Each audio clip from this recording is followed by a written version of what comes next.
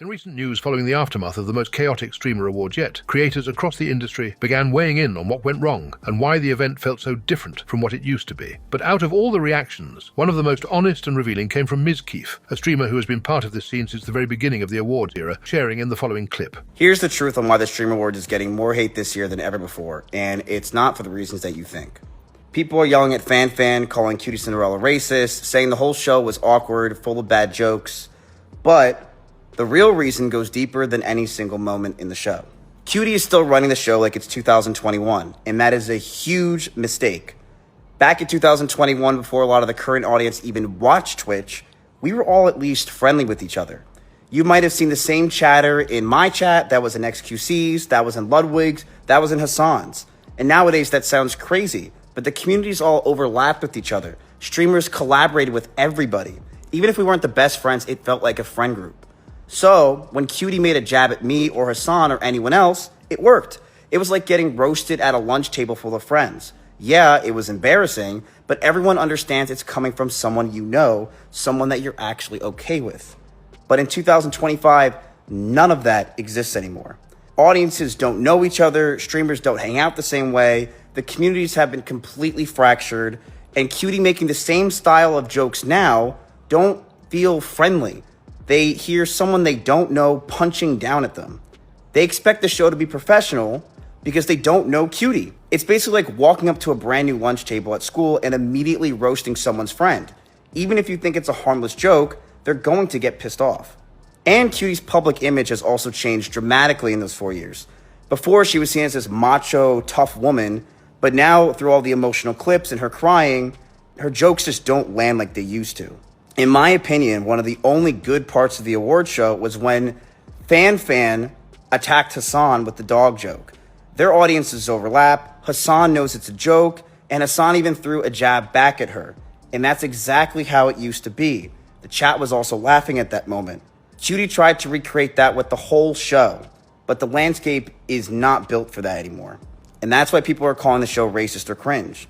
Not because QT suddenly changed, but because Twitch culture did. And she's still writing jokes for a version of Twitch that just doesn't exist anymore. I'm gay.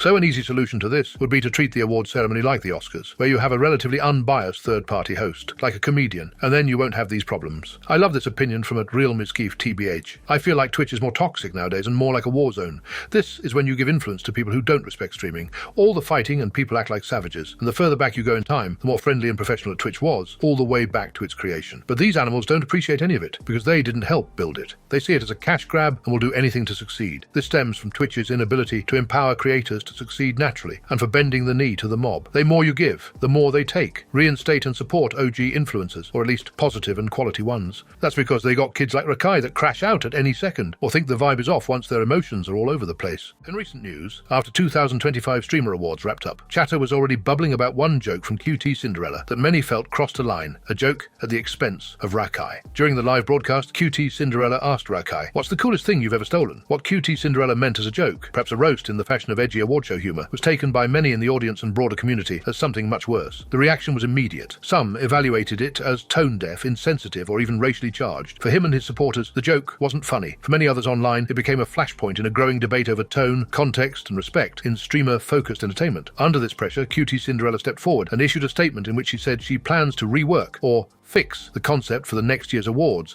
in the following clip.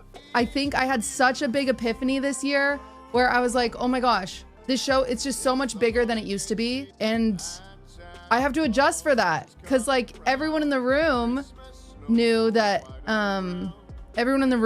he was banned for stealing, but you know, it's more than everyone in the room. And so we're fixing it. Okay. Next year, I promise. I have so many ideas. It's going to be incredible. It's going to be incredible. Ugh.